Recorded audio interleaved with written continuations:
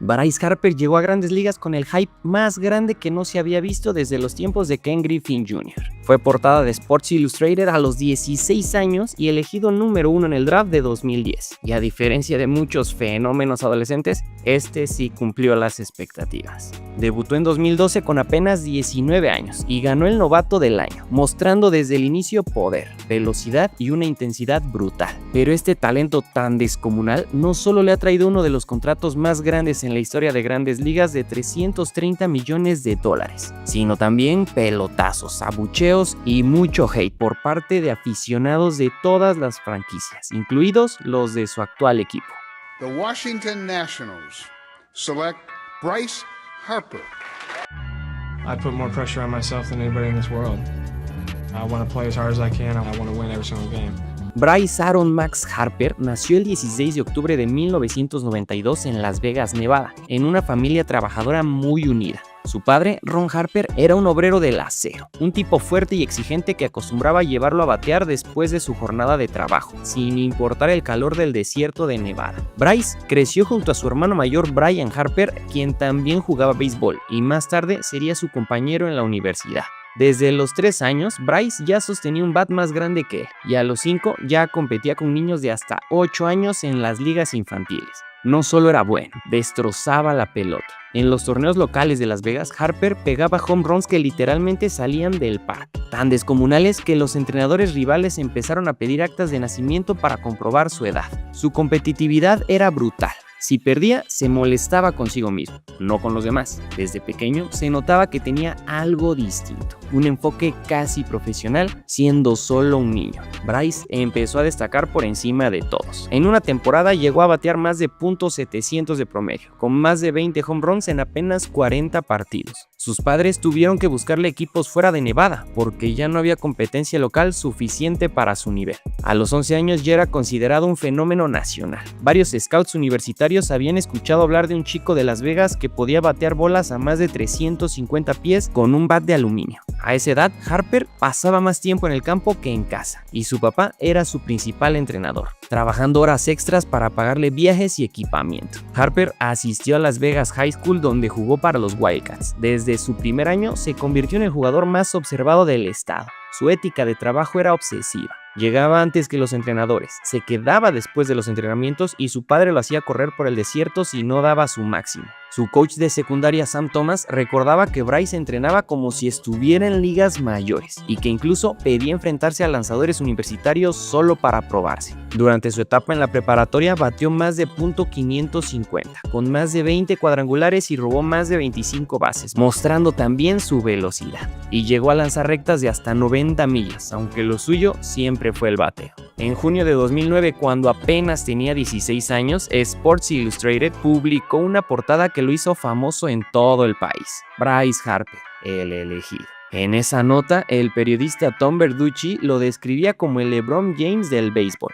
Pero lo más increíble de esto es que de camino a la sesión de fotos chocó su auto y casi fue arrestado porque ni siquiera tenía edad para conducir legalmente todavía. Afortunadamente para él, su único castigo fue tener que etiquetar cadáveres en la morgue en la oficina del forense del condado de Clark. Harper ya era un fenómeno mediático. Videos suyos pegando home runs de 500 pies circulaban en YouTube y MLB Network hacía reportajes sobre el niño prodigio de Las Vegas. Pero esta fama también trajo presión. Algunos adultos lo criticaban por ser demasiado arrogante o recibir demasiada atención demasiado pronto.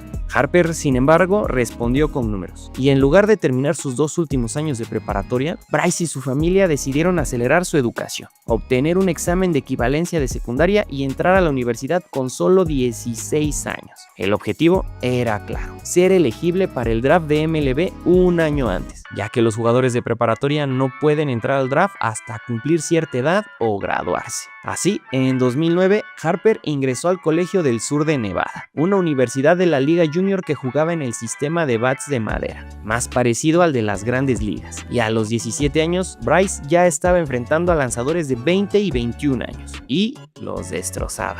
Su temporada fue una de las más dominantes en la historia del béisbol universitario, con promedio de .443, 31 home runs rompiendo el récord histórico de la liga, impulsando 98 carreras y robando 20 bases. Para dimensionarlo, hay que saber que pegó más home runs que varios equipos completos de su liga, y fue nombrado el jugador del año a nivel nacional, algo que ningún jugador de 17 años había logrado. Y aunque su talento era indiscutible, su carácter generaba polémica. Harper jugaba con intensidad, gritaba, se frustraba y mostraba emoción. Durante un juego del torneo regional de 2010 fue expulsado por discutir con un umpire, tras lo cual la liga lo suspendió por el resto del torneo. Eso fue noticia nacional y muchos críticos lo tildaron de inmaduro, aunque los scouts lo veían diferente, llegando incluso a comentar el cazatalentos de los nacionales que sí, es intenso, pero prefiero eso a alguien que no siente el juego. En esos años Harper impresionaba a todos con su fuerza natural. En prácticas llegó a lanzar 96 millas por hora desde los jardines, pegó home runs de 502 pies en el torneo nacional de bat de madera, teniendo una velocidad de salida superior a 110 millas por hora que eran niveles de MLB y él siendo un adolescente. Además que rompía bats, y no al golpear la pelota, sino al hacerlo contra la pared del dugout en su ímpetu competitivo. Guardias de seguridad protegían el dugout del equipo durante la temporada para evitar que los fanáticos entraran a molestar, y su tarjeta de béisbol universitaria llegó a ser vendida por más de $12,000. Ese año, una mujer lo engañó para que le diera su número. Comenzó a seguirlo y después de ser acosado por varios días, el equipo tuvo que llamar a la policía para que la arrestara. En el primer partido después de este incidente, el equipo contrario comenzó a burlarse de Harper, y él respondió de la siguiente manera, bateando un home run y burlándose de ellos mientras corría por la tercera base. Estas burlas de Harper al conectar cuadrangulares continuaron sucediendo todo el año,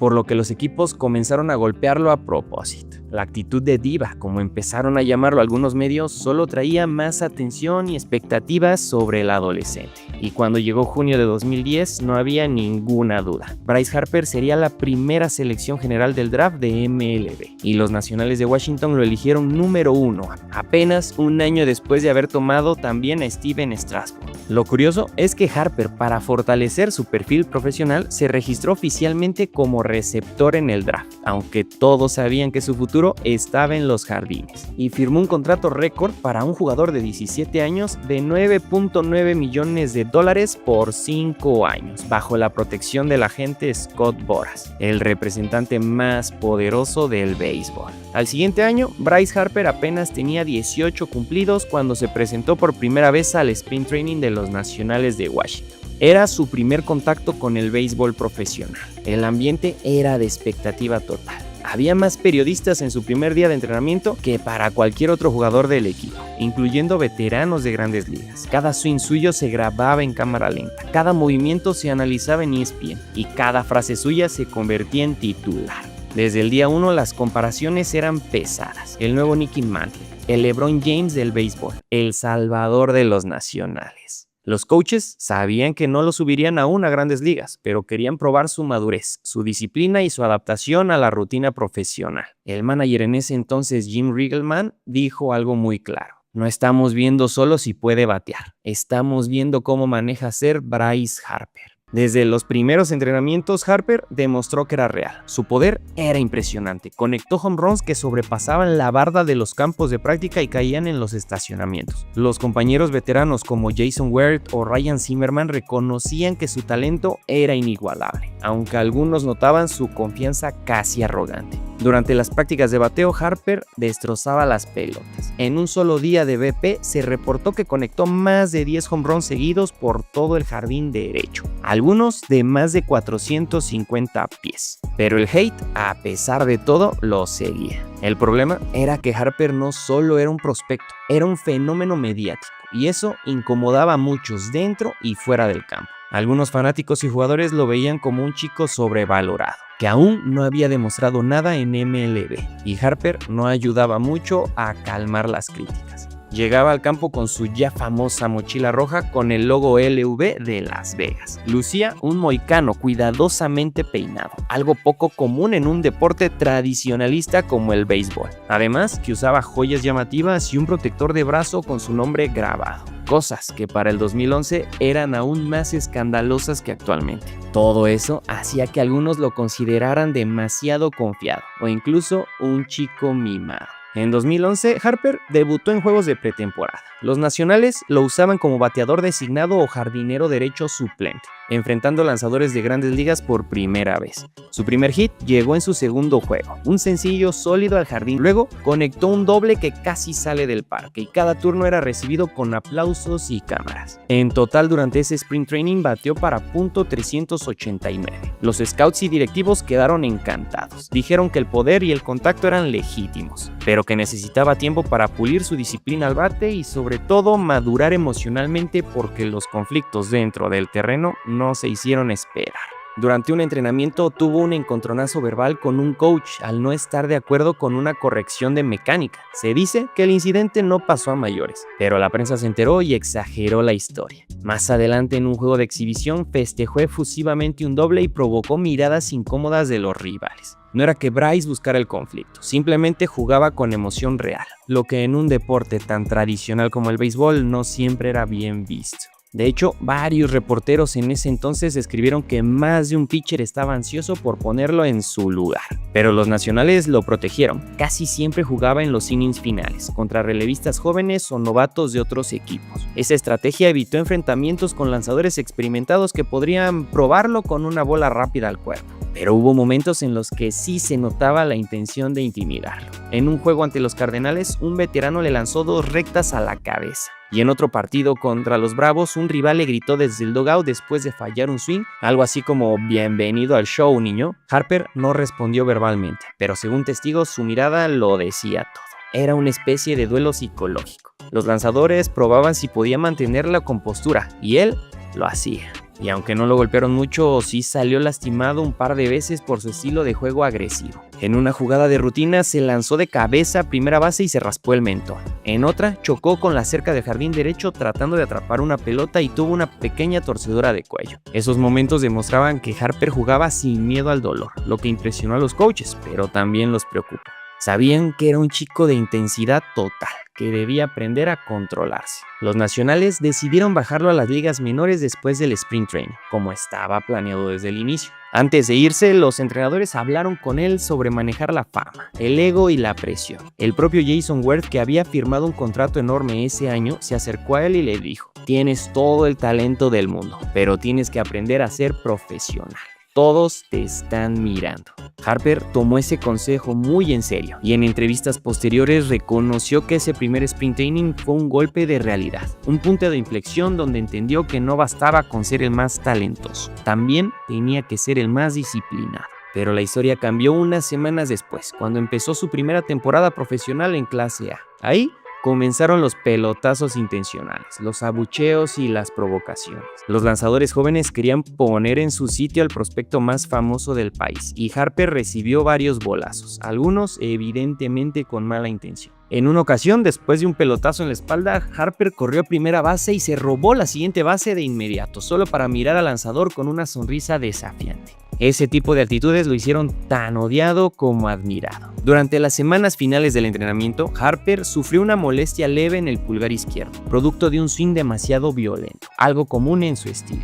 No fue grave, pero los nacionales se aprovecharon para frenarlo y protegerlo, sabiendo que era su joya más valiosa. También tuvo algunos problemas de visión por los lentes de contacto, algo que arrastraba desde la universidad. Esto sería corregido más adelante con cirugía láser, pero en ese momento afectaba ligeramente su lectura de lanzamientos. Para cerrar ese año, los nacionales organizaron una sesión de fotos oficial con Harper vestido con el uniforme completo del equipo grande. Las imágenes se publicarían en medios de todo el país y se volvieron virales. El chico de 18 años con mirada desafiante sosteniendo el bat al hombro era el rostro del futuro del béisbol estadounidense. Después de un sólido 2011 en ligas menores, Harper llegó al Spring Training de 2012 más maduro y físicamente transformado. Había ganado masa muscular, pesaba casi 100 kilos de puro músculo, su swing era más compacto y controlado. además que mentalmente se notaba más centrado.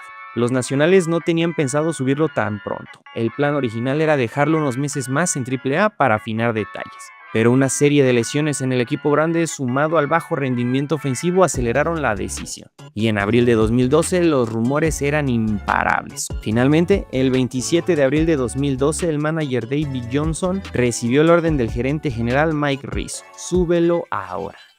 Harper sería llamado para debutar al día siguiente, contra los Dodgers en el Dodger Stadium. El béisbol entero se paralizó. La cadena ESPN anunció su debut como si fuera una serie de playoff. En su primer turno, Harper pegó un roletazo fuerte al pitcher, que fue un out en primera. Nada espectacular, pero mostró un swing veloz y una postura agresiva, y en su segundo turno llegó el primer destello. Una línea tremenda al jardín, su primer hit en MLB, y el público, a pesar de los abucheos iniciales, lo aplaudió por pura admiración. Claro, el talento no apagó la envidia. Algunos jugadores veteranos consideraban que Harper tenía demasiado protagonismo y empezaron a probarlo con lanzamientos altos y comentarios provocadores. Durante sus primeras semanas recibió varios pelotazos, aunque ninguno grave. Su respuesta era siempre la misma: correr más fuerte, batear más duro y mirar al lanzador sin decir una palabra. En poco tiempo, Harper se convirtió en la chispa ofensiva de los nacionales y su energía contagió a todo el equipo. Esta temporada terminó de la mejor forma posible. Porcentaje de bateo de .270, con 22 cuadrangulares, 59 producidas y un WAR de 5 puntos. Algo altísimo para un novato, y en noviembre de 2012, Harper fue elegido novato del año de la Liga Nacional, con apenas 19 años. Era el más joven en ganarlo desde 1984. Harper había estado a la altura de las expectativas, pero las polémicas dentro del campo no se harían esperar. En un partido contra los Marlins, después de batear un rodado para doble play, Harper azotó el casco contra el suelo y fue expulsado por el umpire de primera base. No parecían motivos suficientes, pero el umpire creía que sí. Al siguiente año, en un check swing que le marcaron para ser ponchado, el umpire de tercera base lo expulsó a 120 pies de él, y más tarde ese año lo expulsarían al reclamar un picheo fuera de la zona. El umpire de home lo echaría del juego inmediatamente. Parecía que los umpires querían demostrar quiénes eran los que mandaban dentro del terreno.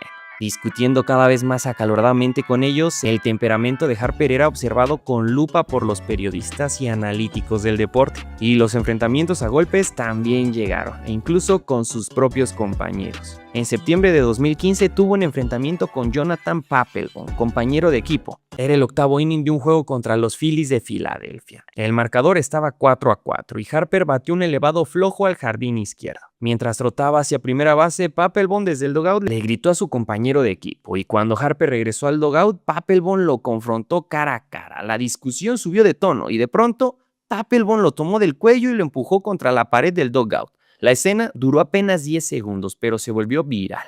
Acto seguido, Harper fue retirado del juego. Lo increíble es que Papelbon salió al montículo a lanzar la siguiente entrada, como si nada hubiera pasado. En 2016 fue expulsado por no entrar a la caja de bateo lo suficientemente rápido. Luego, en los días posteriores, MLB le impuso una suspensión de un juego y multa por sus acciones tras la expulsión. En el 2017 tuvo uno de los conflictos más memorables de su carrera, pero que comenzó años atrás en la serie divisional de la Liga Nacional del 2014. Harper, con solo 21 años, bateó 2 home runs monumentales contra Hunter Strickland, un relevista novato en ese momento. En ambos cuadrangulares, Harper miró la pelota durante varios segundos y trotó con lentitud las bases. Cuando cruzó el plato, Strickland lo miró fijamente y murmuró algo enojado. Los Gigantes ganarían esa serie, pero Strickland nunca olvidó la humillación. Durante los siguientes años, los dos no se volvieron a enfrentar, hasta el 29 de mayo de 2017.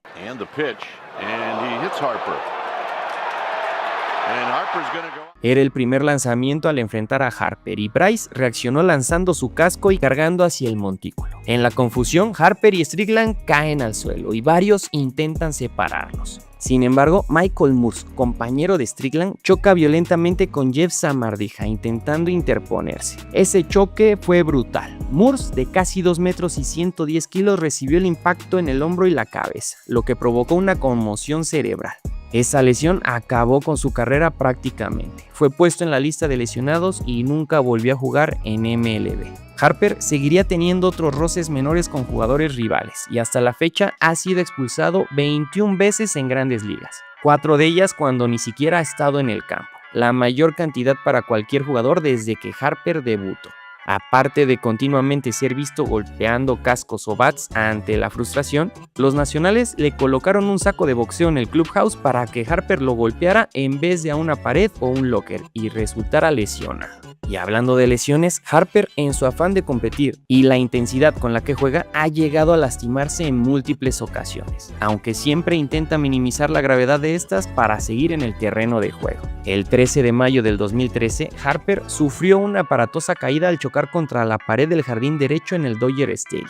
Perdió el control al perseguir una pelota y se estrelló de lleno contra la pared, lo que le causó una herida en la barbilla que requirió 11 puntos de sutura. A pesar del dolor y la conmoción, Harper insistió en seguir jugando, pero finalmente fue retirado del juego y se le diagnosticó una contusión en el hombro izquierdo. En el 2015, durante un juego contra los Mets, pisó mal en un sprint hacia segunda base y sufrió un esguince en el tobillo derecho. Quiso seguir jugando los partidos siguientes, incluso cojeando hasta el home. El resultado, jugó 3 partidos más con molestias antes de recibir tratamiento. Terminó la temporada con 42 cuadrangulares y 118 bases por bola, ganando el MVP. Pero el peor accidente que ha sufrido Bryce fue en el 2021. En abril de ese año, Harper recibió una recta de 97 millas directamente a la cara. Y por más escalofriante que se vio el bolazo, Harper se paró y caminó hacia la primera base. Más tarde, subiría un video diciendo que su cara seguía en su lugar. Y 4 días después regresaría a jugar, pero para sorpresa de muchos tendría uno de los peores meses en su carrera.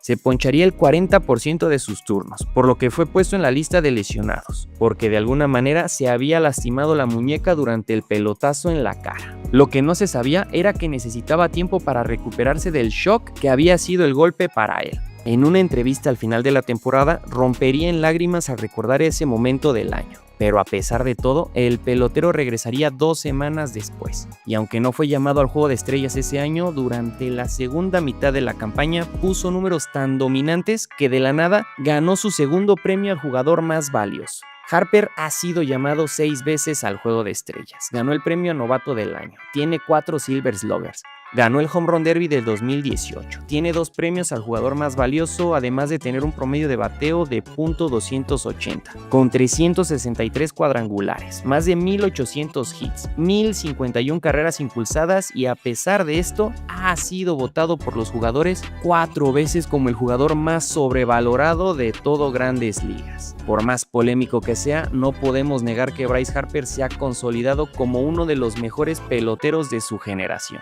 como uno de los que entrenan más duro y juegan con más pasión el deporte, y al que tal vez solo le falta un anillo de Serie Mundial para callar a sus detractores.